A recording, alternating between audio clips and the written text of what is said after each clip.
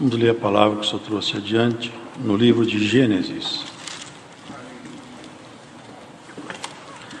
Gênesis, capítulo 2, primeiro livro da Bíblia.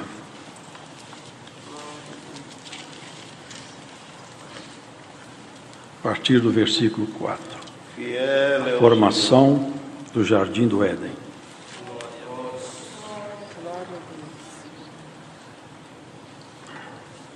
Estas são as origens dos céus e da terra, quando foram criados, no dia em que o Senhor Deus fez a terra e os céus, e toda a planta do campo que ainda não estava na terra, e toda a erva do campo que ainda não brotava, porque ainda o Senhor Deus não tinha feito chover sobre a terra, e não havia homem para lavrar a terra.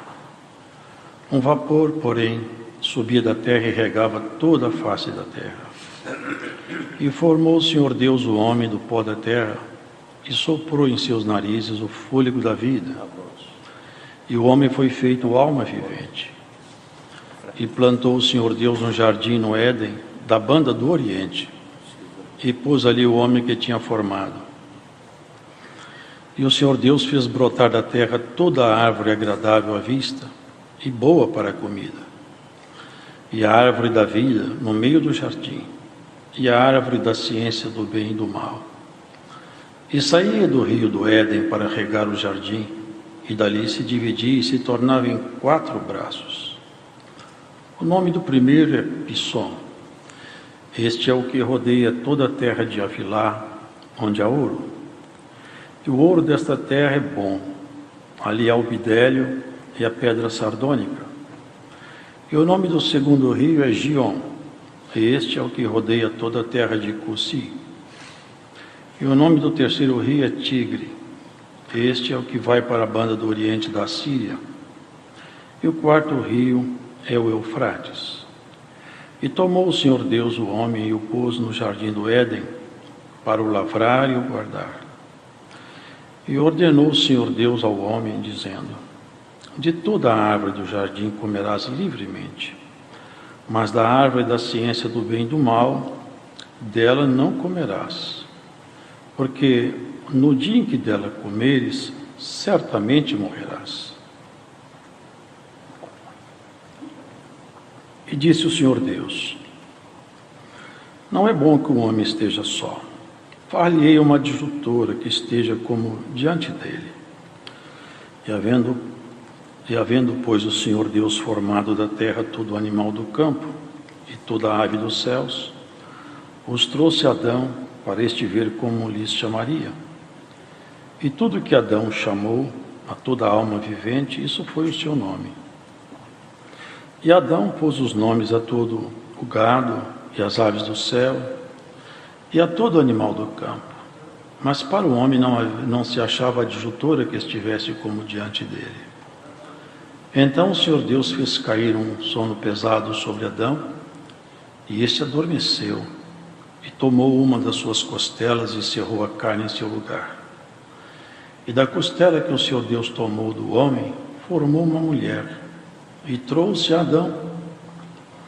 E disse a Adão: esta é agora osso dos meus ossos e carne da minha carne.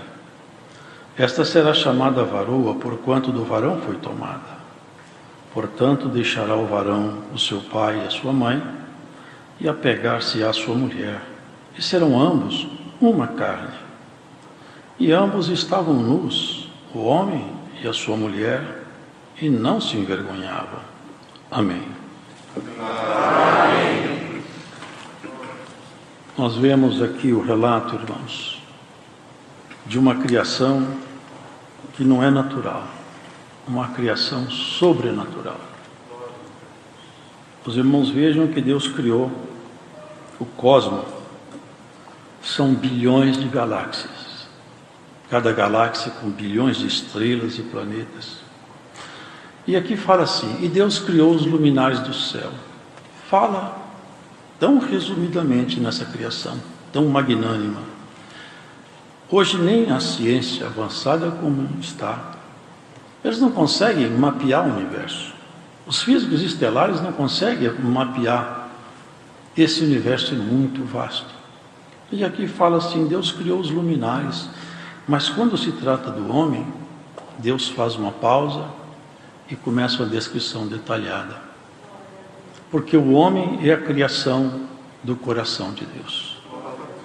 O homem é a criação que Deus colocou nela toda a sua atenção. E há uma razão para isso. E também uma coisa nos chama atenção. Deus formou Adão do pó da terra. Ele modelou Adão a partir da argila, do pó com água e mineral, e fez um corpo. Então o corpo de Adão, ele não tinha excelência na origem. Não tinha. O corpo dele foi tomado do próprio pó da terra. Não era uma origem nobre. Contudo, havia alguma coisa em Adão diferente, porque Deus também fez assim com os animais, eles foram modelados do mesmo pó. A modelagem de Adão e dos animais não é muito diferente. São todos tirados do pó. O que sucede com Adão é que ele não é só um corpo. Ele não tem a vida nele somente como tem os animais. Alguma coisa nele é muito diferente. E o que é diferente é isso. É que dentro de Adão, Deus colocou um espírito, que é a nossa essência, semelhante a ele mesmo.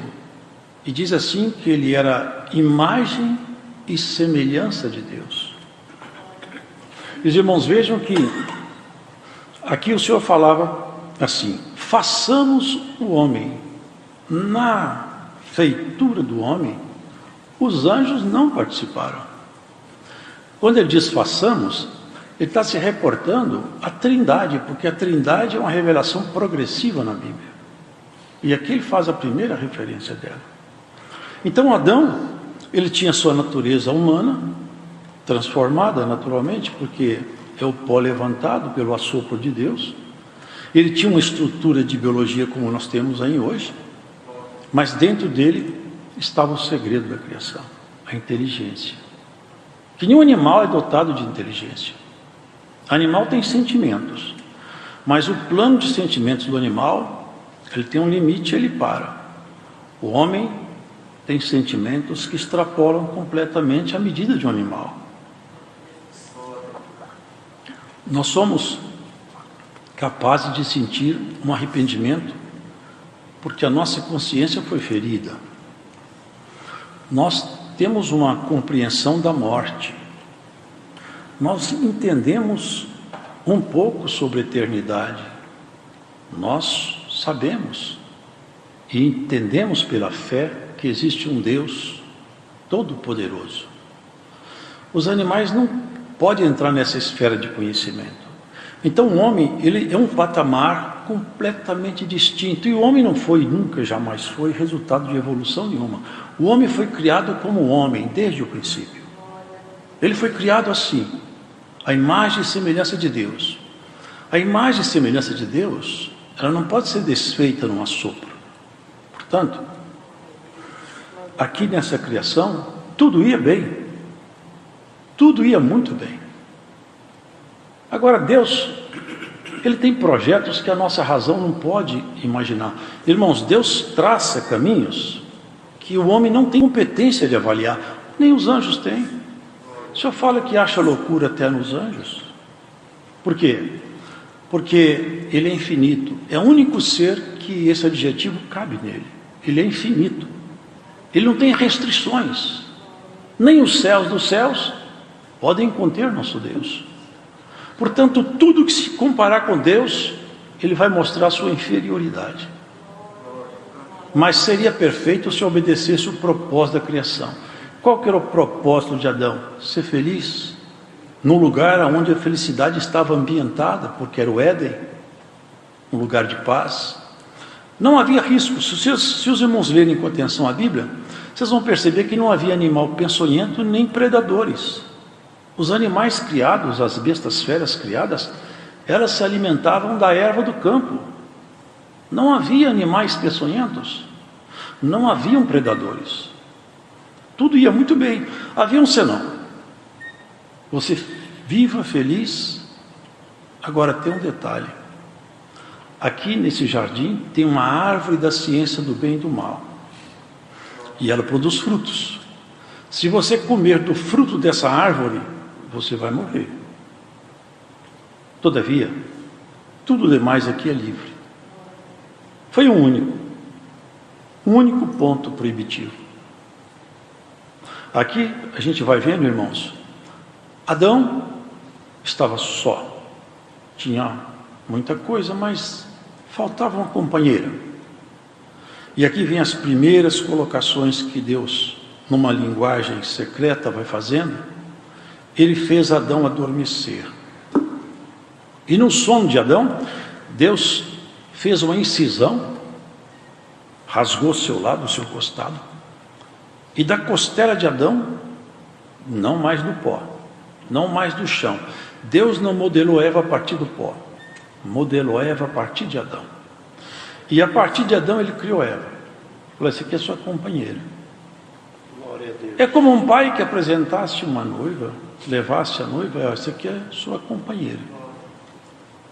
Ela vai te ajudar. E você tome conta dela. Vocês sejam felizes, vocês vão se completar. Porque o propósito de Deus no matrimônio é que ambos se completem. Na compreensão mútua, no amor, no respeito, na paciência, na tolerância. Isso que faz uma família. Uma família ela é feita de valores. Quem não tem valores, ele não pode constituir uma família. Porque o que mantém agregado a família é o amor. Eu penso até que Deus fez isso. Para ensinar a gente a amar, Deus nos deu filhos. Porque o amor que a gente tem pelos filhos é um pouco de divino. E isso nos ensina o segredo do amor. E a família é um segredo de amor, irmãos. Os irmãos, vejam que é tudo muito bem. Mas nós temos que perceber as figuras de linguagem para a gente entender um pouco lá na frente. Aqui fala que uma serpente, ela estava lá no jardim também. Mas os irmãos percebem que Deus não alertou Eva sobre serpente? Alertou Eva sobre a árvore da ciência do bem e do mal. Deus não poderia deixar de alertar Eva. Se tivesse uma serpente perigosa, ele teria que tê-la alertado. Mas ele alertou para o fruto da árvore. Porque essa serpente é uma figura de linguagem. E Apocalipse torna isso visível. Em 20 de Apocalipse diz assim: o diabo, o dragão, a antiga serpente, que é o diabo e Satanás. Serpente aqui não é que o inimigo possuiu uma serpente, como uma mediunidade. Não. Era ele mesmo, o querubim caído, que ele tinha uma filosofia, uma proposta de independência. E a proposta dele vinha figurativamente chamada de árvore de ciência de bem e de mal. Ele propunha uma independência de Deus. E nós temos que buscar dependência de Deus. Paulo era intérprete da lei. Um homem estudado, religioso, bem qualificado, como naquela época eram os homens como ele, instruído em toda a lei mosaica. Seria hoje um teólogo, um advogado. Ele tinha todo o aparato de formação, mas ele ficou independente também. Foi necessário o Senhor cercar ele na estrada de Damasco, ele caiu no chão, sem visão, seus cavalos assustados, toda a sua estrutura de poder abalada, para ele perceber que a independência dele tornou ele um homem equivocado na sua fé. Depois ele confessa isso. Eu até consenti na morte de Estevão, porque eu fiquei muito independente. E bem-aventurados são aqueles que se fazem completamente dependentes de Deus, irmão. A astúcia da serpente é uma linguagem. Falou, você agora fica dependente de Deus para tudo. Deus não está sendo fiel com você, não. Ele está escondendo alguma coisa de você. Eu tenho mais coisa para te oferecer do que Deus. Eu posso te ensinar a conhecer o bem e o mal. Você vai ser igual a Ele. Vocês percebem onde Ele envenenou? quis colocar nela soberba. A soberba é um dos maiores malefícios que pode um ser humano ter. Infiltrou nela um veneno injetado com dose homeopática. Gradativamente, ela foi sendo seduzida por aquele diálogo. Ele pareceu um fruto formoso. Então, aquele diálogo foi de tal maneira que chegou um ponto que ela falou: não, mas é isso mesmo. Você não vai morrer.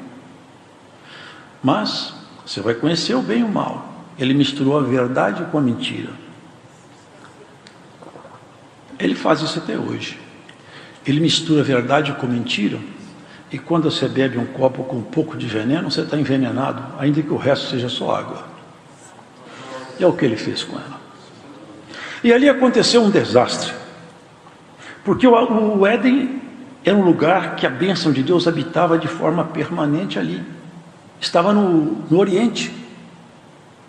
Mas se vocês visitarem hoje o lugar onde o Éden estava, vocês vão perceber que a bênção não está num lugar geográfico.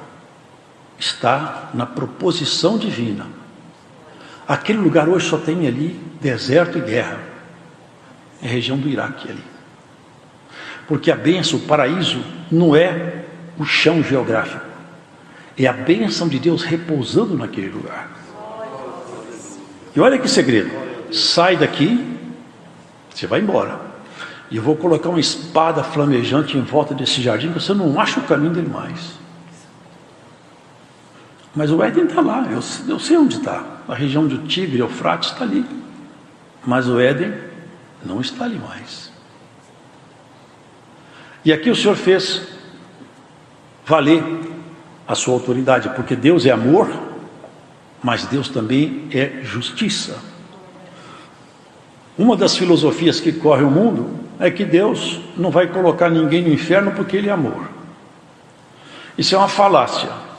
Deus não vai colocar mesmo. Quem se coloca no inferno são as pessoas pelas suas ações. Agora, Deus é amor, misericórdia, mas Ele é justiça também. Junto da essência de Deus existe amor e ira. A ira de Deus se levanta para promover justiça, não para desafogar mágoa como a nossa. E no dia que a ira de Deus se levanta, infeliz de quem estiver debaixo dela. Os irmãos podem saber, o tempo da ira de Deus se aproxima rapidamente. E ai de quem estiver debaixo da ira do Altíssimo. Porque aquele dia vai ser o pior dia de toda a história da humanidade. O dia que o homem for visitado pela ira de Deus e a misericórdia não estiver lá junto. Porque hoje a misericórdia está aqui. E Deus fez anúncios. Maldita é a terra por sua causa. Se você tiver dúvida que a terra está amaldiçoada, compre um jornal amanhã cedo. Lê as notícias lá. Porque as notícias dos jornais dão um testemunho vivo que a terra foi amaldiçoada. Tudo que se passa aqui são trevas sobre trevas e desmandos sobre desmandos. Mas como a misericórdia de Deus ainda não se apartou, as sentenças foram distribuídas, irmão, já sabe, para nós chegar no outro ponto. Você vai rastejar sobre o seu ventre, falou para a serpente. Você vai comer do pó. Todos vocês sabem, serpente não come pó. Serpente se alimenta de outros pequenos animais. Mas naquele tempo não. Naquele tempo não tinha serpente se alimentando de animais, porque todos os animais alimentavam-se de erva do campo. Pode ler aqui. Essa linguagem é completamente figurativa. Por que serpente? Porque as duas presas da serpente inoculam veneno. E Eva e Adão foram envenenados num plano horizontal e num plano vertical. Num plano horizontal, porque o envenenamento do pecado trouxe um problema tal que hoje o homem não sabe viver com o homem. É uma briga, é ciúme, é inveja, é assalto, é roubo, é droga, é prostituição, é traição. Por quê? O homem foi envenenado no plano horizontal, na relação do homem com o homem, o veneno corre livremente desde que Adão caiu. E envenenou o homem no plano vertical, porque ele ainda começou a desafiar Deus. Caim falou: eu sou porventura guardião de meu irmão. E matou Abel. O veneno correu. Por isso que Romanos fala: O pecado entrou em Adão, mas ele passou para nós. É por isso que nós morremos. E foram tantos pecados.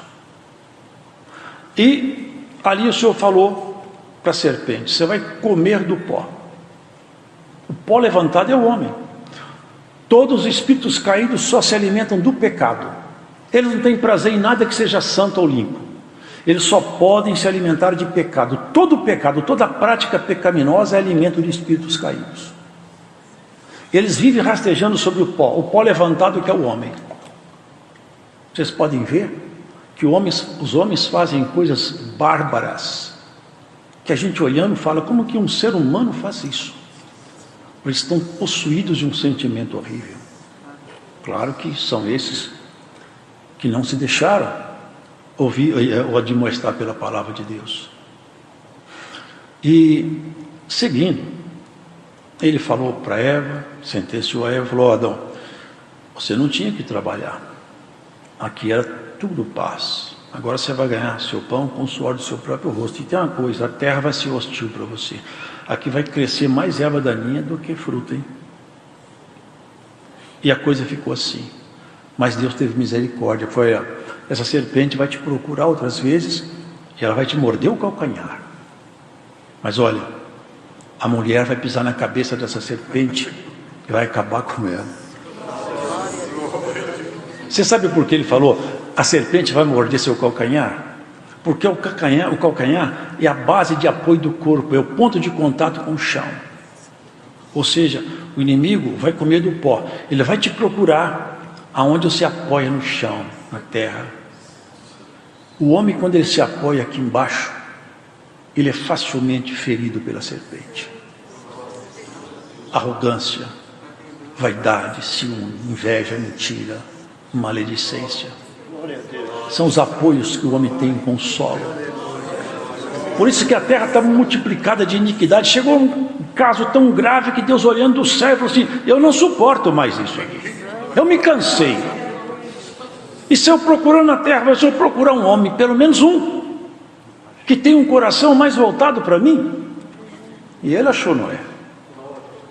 Noé, eu vou destruir todo mundo, faço uma aliança com você, constrói uma arca para você e sua família, porque minha ira se levantou e já já ela desce.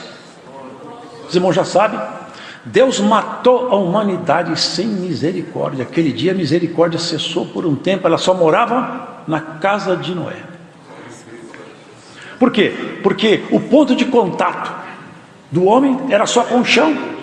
Por isso que Jesus falou assim: eu não sou daqui, eu não sou daqui, e vocês também não são, porque eu já tirei o veneno da serpente de vocês, já curei vocês, já dei o antídoto. Mas havia uma promessa: essa mulher vai pisar a cabeça da serpente. E o tempo passou, só que o inimigo sabia: vai se levantar de entre os homens alguém que vai me derrotar. E todas as vezes que ele viu um movimento novo, ele fazia o que ele faz sempre: mata, rouba e destrói. Vocês lembram o tempo de Moisés? Moisés ia nascer, ele começou a matar os meninos dos hebreus, mata todas as crianças, porque ele farejava que a mão de Deus chegava para fazer uma libertação. Com Jesus foi a mesma coisa. Nosso Senhor mata todas as crianças. Cumpriu-se a profecia. Em Ramá ouviu-se um pranto e um choro. Era Raquel chorando pelos seus filhos. Tentou matar. Mas uma coisa é certa: tudo que Deus determina, não há quem possa revogar. E se Deus determinou alguma coisa na vida sua, ninguém pode revogar. Passa o tempo que passar, Deus vai executar o que Ele projetou com você. Pode guardar isso, irmão, porque quem promete para nós não é um homem, é o Altíssimo. Ele tem autoridade sobre o que ele fala. Um dia, numa tarde, uma moça simples, pobre, na porta da sua casa, na soleira da porta, apresentou-se um varão e falou: salve, agraciada, o Senhor é contigo. E ela pensava: que homem será esse aí? Sabe, eu tenho um anúncio para te fazer. Anúncio não é daqui de baixo.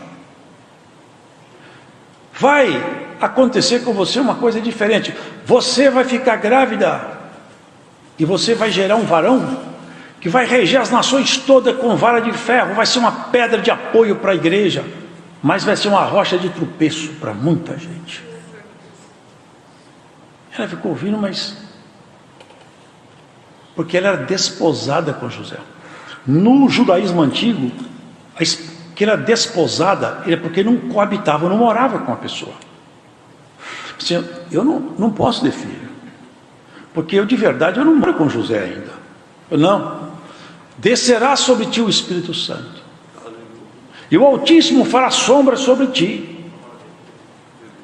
Jesus também teve uma geração sobrenatural num aspecto. Adão não teve infância, não teve pai, não teve mãe. Eva não teve pai, nem mãe, nem infância. Vocês já perceberam isso? Agora cá, com o Senhor Jesus, uma geração que não tinha semente humana. Ele se fez criança. Mas era o próprio Verbo, era o Deus Filho, que veio morar naquele corpo. Era o Senhor. Quando ele nasceu, ali houve um júbilo por aqueles pastores que estavam no campo, porque o Senhor disse: paz na terra e boa vontade para com os homens. O Salvador nasceu numa manjedoura, no meio dos animaizinhos. E ali, irmãos, começa aquela profecia lá atrás, toma forma. A mulher vai pisar na tua cabeça e vai tirar o veneno da sua presa. Jesus, nosso Senhor. Vocês percebem uma coisa, irmãos?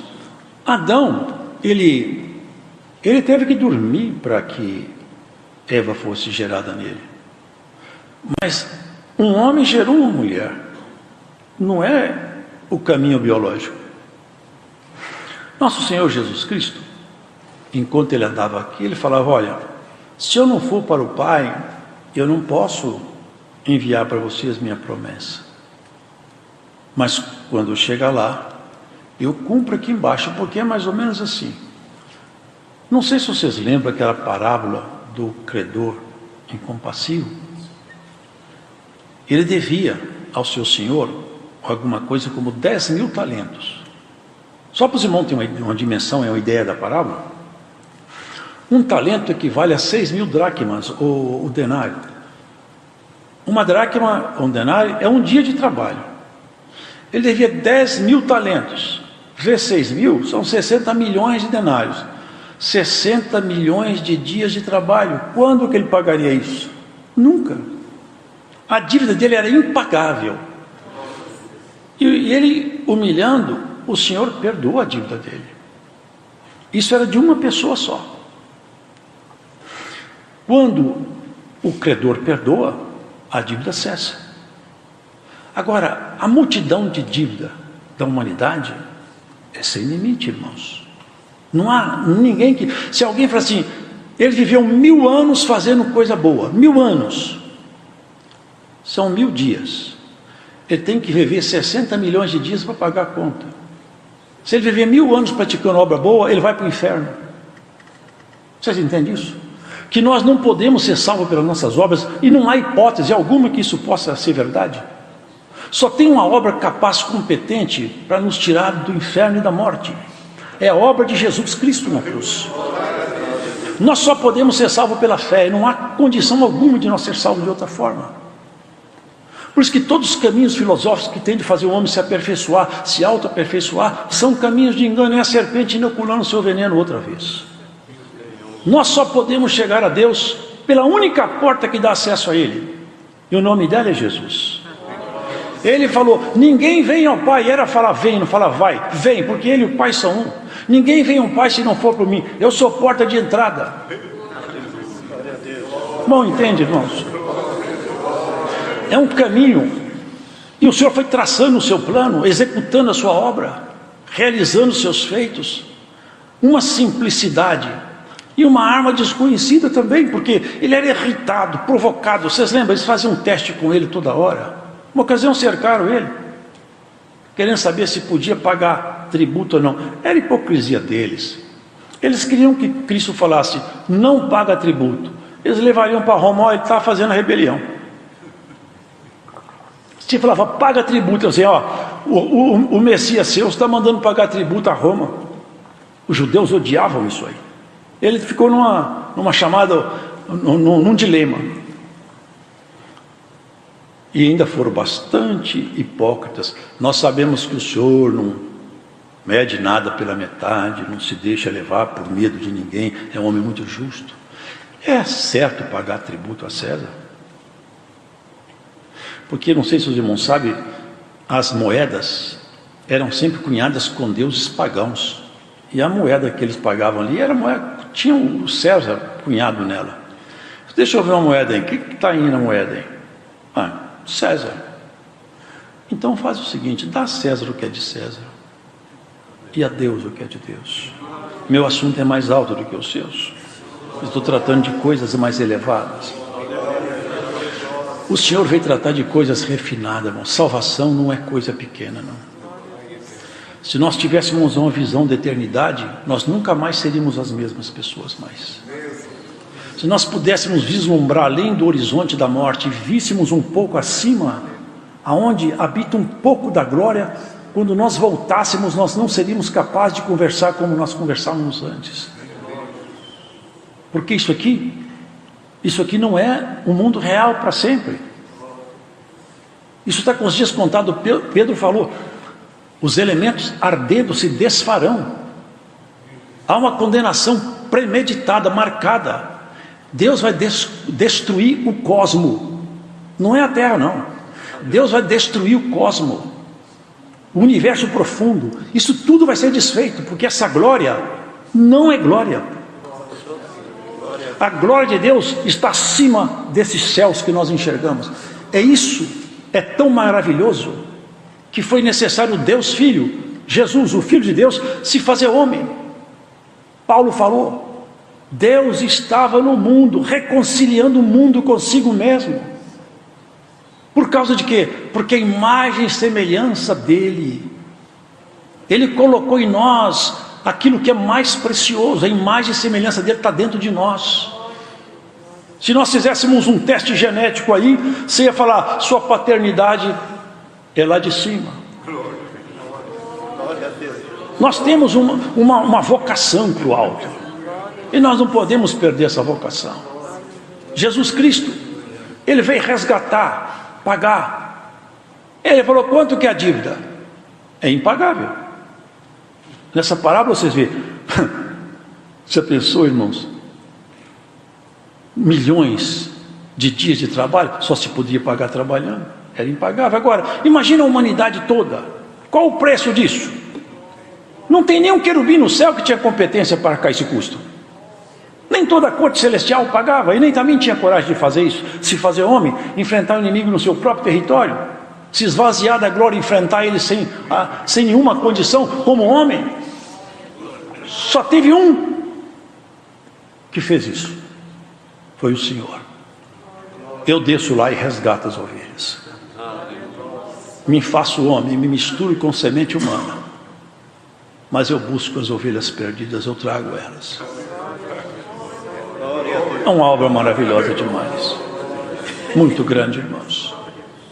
Mas para essa obra ser consumada, eu tinha que pagar a conta. Mas a conta era alta demais. Eu não sei se os irmãos sabem, mas só se expia pecado por sangue. Vocês lembram que havia a expiação por sangue?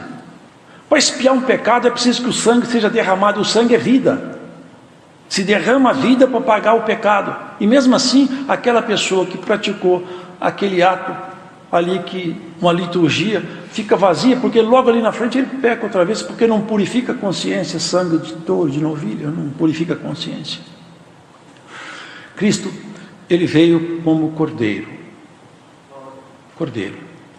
Só, o meu sangue, eu vou derramar ele por todos que acreditarem em mim. Mas Deus não morre. Deus não pode morrer. Deus não dorme, Deus não pode dormir. Mas Deus estava em Jesus. Jesus era filho de homem. Deus não. Deus sempre existiu. Mas Jesus não.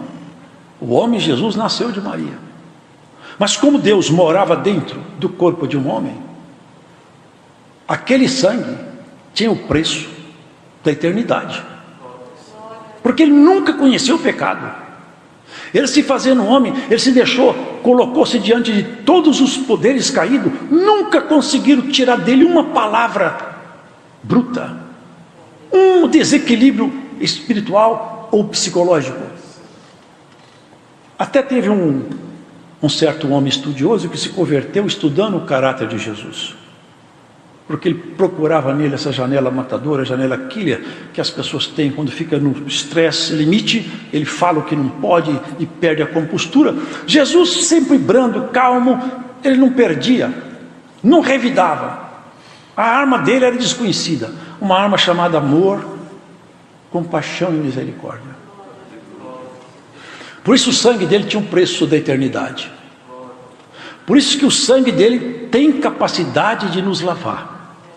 É tanto que quando ele estava na cruz, vocês podem prestar atenção, ali na cruz, em sacrifício, quando ele morreu ali, o véu do templo rasgou-se de alto a baixo.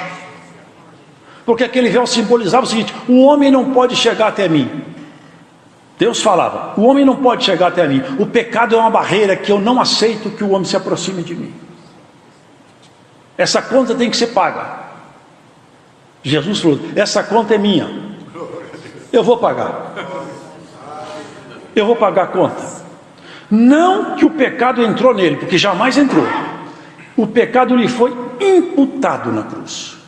Ele foi soterrado pelo pecado seu e meu, nosso. Ele sofreu na cruz o preço do pecado humano, mas ele não recebeu o pecado como parte dele. Imaculado, santo e puro. Agora, olha os irmãos, ele morreu, porque também os soldados saíram procurando aqueles crucificados para quebrar-lhes as pernas, porque o sábado já era um dia importante para o judeu. Eles tinham que matar aqueles homens para que eles não sobrevivessem até o sábado. E quebrou a perna de um e de outro, mas foi quebrar a perna de Jesus Cristo, ele já tinha morrido, porque está escrito assim: nenhum de seus ossos será quebrado. E ele morreu. Um soldado rasgou o lado dele com uma lança e jorrou sangue e água. Os irmãos, eu nunca vi, se tem, eu não sou médico, mas eu nunca vi falar que uma pessoa rasgada por uma lança sai a água. Eu vejo falar que sai sangue, porque exatamente são os elementos que saem de uma mulher no parto. A bolsa de água rompe, então sai água e o sangue do parto. Aquele dia na cruz aconteceu uma coisa maravilhosa. É que aquele Adão lá atrás, quando ele dormiu, Deus fez uma Eva nascer da ferida do seu costado. Esse Adão de cá, ele morreu, e no sono da morte Deus fez nascer uma outra Eva, a igreja. Aquele dia ele gerou um povo. Nós somos gerados na morte dele. Por isso que nós batizamos na morte de Jesus. A simbologia do batismo é isso. Quando eu creio em Jesus Cristo, meus pecados são perdoados, eu vou até as águas, sepulto perante a igreja aqueles pecados e o velho homem. É uma simbologia. Eu falo assim, como Jesus me perdoou e ele morreu por mim, eu morro por ele aqui nessa simbologia do batismo. E quando eu saio das águas, eu sou uma nova criatura. O Senhor Jesus Cristo fez ali aparecer essa Eva nova, fez aparecer uma igreja para ser trabalhada, para ser aperfeiçoada, e o veneno dessa serpente não tem mais poder em nós, porque se nós ficarmos dentro da palavra, nós somos imunizados contra esse veneno dessa serpente. Já temos em nós um soro, já temos uma vacina contra esse veneno. É só resistir tudo que ele tentar fazer conosco, ele não nos levará à queda mais. Se Adão saiu do Éden, levado por Eva, aonde está o Éden? Apocalipse, carta de Jesus Cristo à igreja de Éfeso. No final diz assim: ao que vencer, dar-lhe-ei de comer da árvore da vida, que está no paraíso de Deus. Vocês percebem que o paraíso não foi desfeito? Ele foi transmutado, ele foi colocado na dimensão onde ele vai ficar definitivo. Ele saiu dessa dimensão. Aquele que vencer, e a árvore da vida. A árvore da vida é a palavra de Deus. Quem comer da árvore da vida não morre mais. É por isso que nós ficamos imortais. Nós não vamos morrer mais, porque a palavra de Deus já está indo. O Senhor falou assim: vou fazer Adão sair daqui para ele não comer da árvore da vida e ficar eternamente em pecado, mas nós vamos ficar eternamente em santificação perante o Senhor. Agora, a missão desse Adão, porque o primeiro Adão foi feito alma vivente, o segundo Adão, espírito vivificante, vai fazer com que essa Eva aqui, entre no paraíso. Agora vai ser uma entrada triunfal, porque lá não tem árvore da ciência do bem e do mal mais, o inimigo não está lá mais. Uma vez entrando dentro das recâmaras divinas, nunca mais sairemos. É olhar para trás e falar como falou o Senhor a Moisés: Moisés, ô Senhor, olha para trás, você está vendo esse povo te perseguindo, hein? Olha para eles, porque você nunca mais vai vê-los.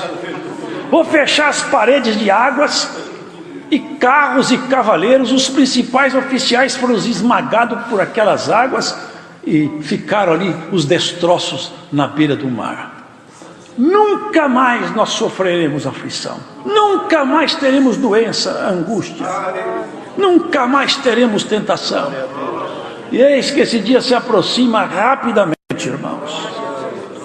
Vamos purificar-nos a nós mesmos, tirar o nosso pé. O nosso apoio não está nesse chão, o nosso apoio está no Senhor. Paulo falou uma coisa, irmãos, que ele entendeu bem isso aqui, porque ele falou com profundidade. Eu não tenho competência de pensar por mim mesmo. Ele era um homem douto, não que eu tinha ficado tonto, não. Ele falou assim: eu aprendi agora a pensar no padrão de Deus, viver no padrão de Deus. Eu vou me colocar de tal maneira dependente dele, que o que ele falar comigo eu faço. Eu não quero nem saber o resultado, eu vou aonde ele mandar. O que ele mandar fazer eu faço. Vocês lembram quando ele estava na praia e eles falaram, um homem chamado Ágabo, que tinha o dom da profecia, amarrou nas suas mãos a cinta de Paulo e falou: Paulo, assim diz o Espírito Santo ao dono desse cinto, assim te farão em Jerusalém. Eles começaram a chorar, falaram: Paulo, não vai lá, porque esse homem, nós conhecemos a idoneidade dele, ele é um homem santo, ele está falando pelo Espírito de Deus. Eu sei, mas eu estou preparado não é para ser preso, eu estou preparado para morrer. Eu já entendi a minha missão. Será que nós entendemos a nossa missão? Glória a Deus. Será que entendemos para que nós estamos aqui? Nós precisamos de ir para casa. O Senhor Jesus falou: aonde está a sua casa? O Senhor falou assim: eu vou para a casa do Pai. E olha, tem lugar lá para você. Tem lugar lá. Vamos morar na casa do Pai. É para lá que nós vamos. Se nós pensarmos com profundidade nisso, não seremos de forma nenhuma enganados com negócios dessa vida. O homem, quando se apoia em si mesmo, quando ele se acha com razão, quando a opinião dele é importante demais, quando a mulher consegue pensar que ela é mais importante do que às vezes uma obediência, que ela pode refutar um conselho, como Eva refutou. Na verdade eu acho que Deus exagerou nessa dose, para que tudo isso? Se eu tinha falado com ela só isso, é tudo que eu te proíbo, é só isso, o resto você está franqueado. Irmãos, é muito pouco, essa vida nossa corre tão ligeiro. Eu olho para o espelho e vejo como o tempo passou tão rápido. É tudo muito depressa, irmãos.